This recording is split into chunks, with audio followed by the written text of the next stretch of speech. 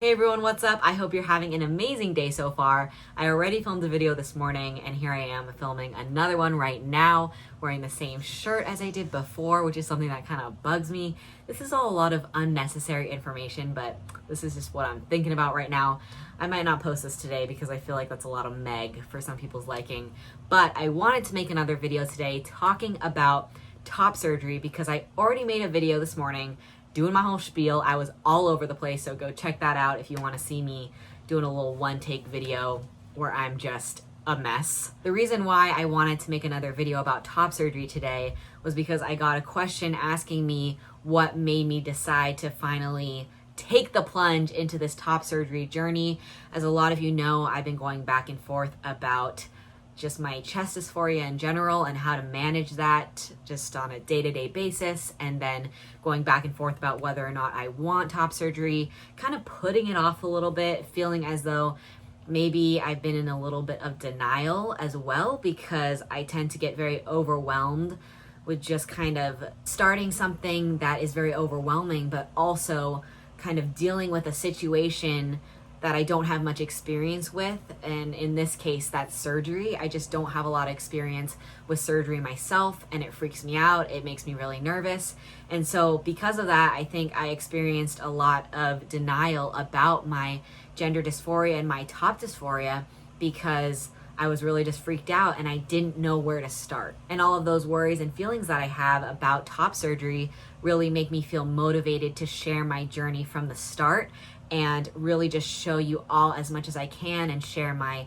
feelings along the way, because I know that there are probably a lot of you who are in a similar boat as I am, just being a little bit unsure about top surgery, but also wondering if maybe some of that uncertainty is because the whole process is so overwhelming. So as a lot of you know, I got my first binder a few months ago, and I decided to just try it out, try wearing a binder every single day and see how that would affect my dysphoria.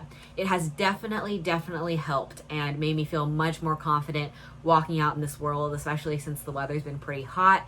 I haven't been able to bundle up in big sweatshirts or shirts, and so it's just made my life a lot easier and much more comfortable. And just as a side note, your binder should never be painful to wear. It should never hurt you while you're wearing it. And if that's the case, you should reach out to the binder company and see if somebody can help you out with sizing and fitting, because I know that at least for GC2B, they do provide some help through email about fitting and sizing and just making sure that you're getting a binder that's safe for you to wear. But the discomfort that I'm talking about is just wearing this binder all day long and feeling extra hot. And yeah, it's great to leave the apartment and feel really confident out in public because I'm not constantly pulling my shirt out and feeling super self-conscious about my chest. But it's come with a lot of other discomfort and feeling like this is just not something that I want to have to deal with every single day. Along with the discomfort, I'm also getting a taste of what it's like to move through this world having a flat chest. And it just makes it even more tempting and makes it even more, what's the word that I'm looking for when it's like tempting, grab it, I want to grab it right there, right in front of you, makes it more, definitely not appetizing, that's not the word that I'm looking for, but with appetizing and tempting, you could probably put that together and figure out what I'm talking about. It's just like, ooh, I got a taste of this. I want all of it. This is very comfortable and exciting for me. It makes me feel like me. It makes me feel like after all these years of feeling like I don't belong in this body, my body finally feels like me. And so because of that, I just want that to come to me without having to put on a binder every single day. I just want to wake up and go to bed with a flat chest. So I've just had all these swirling thoughts surrounding my chest for the past month, and it's really been these very strong feelings and emotions. It's been affecting my mood, and not in a good way, obviously, but I've been going to sleep thinking about my chest and waking up thinking about it, and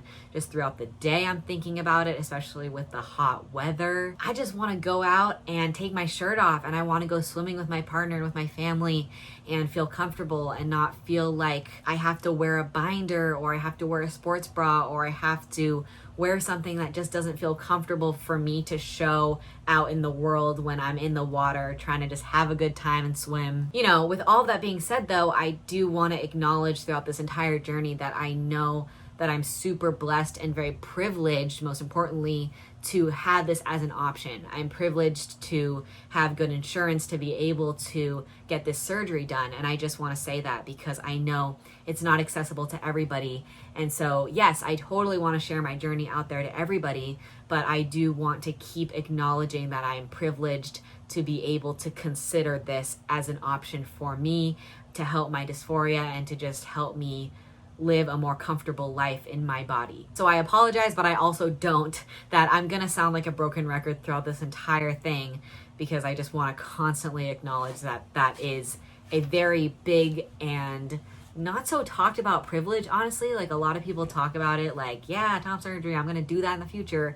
But for some people, it's really, really not an option for them, and they're experiencing some really, really bad dysphoria. And so I just want to be able to help others in this journey of figuring out whether or not you want top surgery, but also, if it doesn't seem like it's an option for you, to be able to help you find those resources to help you get to a spot where you can comfortably say, okay, this is the next step in my gender journey, getting top surgery. Because there are a lot of resources and there are ways to go around all the hoops that we unfortunately have to jump through in order to start this journey and get top surgery. So I've talked a lot about all of these feelings and emotions and mood changes because of my chest and because of all this bad dysphoria.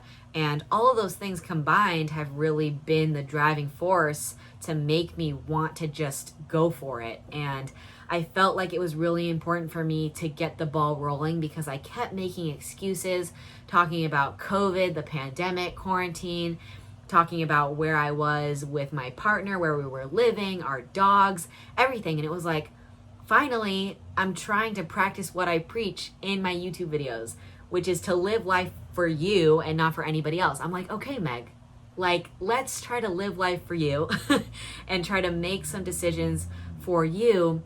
And just for one moment, like, put yourself first.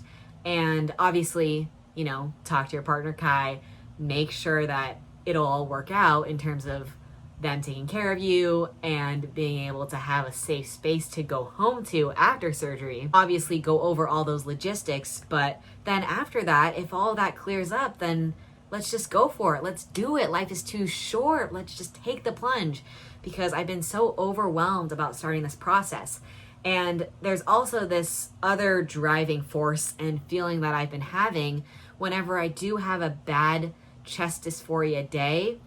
I always wish, I wish I just had a surgery date in the future to think about, to remind myself that I'm just going to take one day at a time and I'm just getting closer and closer to that date. And then I was like, okay, in order to have that be a thing that I can think of whenever I have a bad dysphoria day, I got to get the ball rolling. I got to reach out. No one is going to reach out to me to start this journey for me.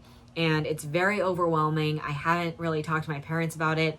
They do know that I want top surgery, but I don't think they know or thought that I would want it right now or this soon. So I'm also stressing about that. I mean, there are a lot of things. It's like excitement, nervousness, stress, overwhelm, like so many things. The list goes on.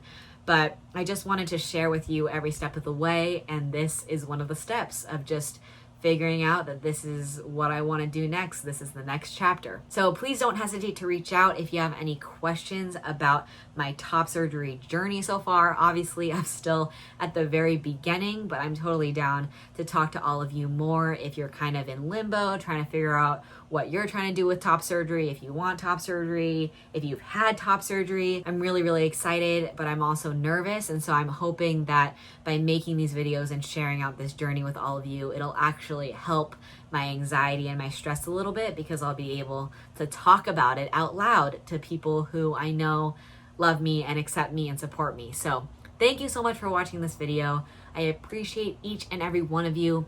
Live life for you. You are so valid. You are amazing. And I am so, so, so glad you're here. So thanks for sticking around. Feel free to say hi to me on social media. All of that information is in the description below, along with how much testosterone I'm on and along with some of my art if you're interested in checking that out as well. I hope all of you have a good rest of your day, and I will see you in my next video. Peace. Peace.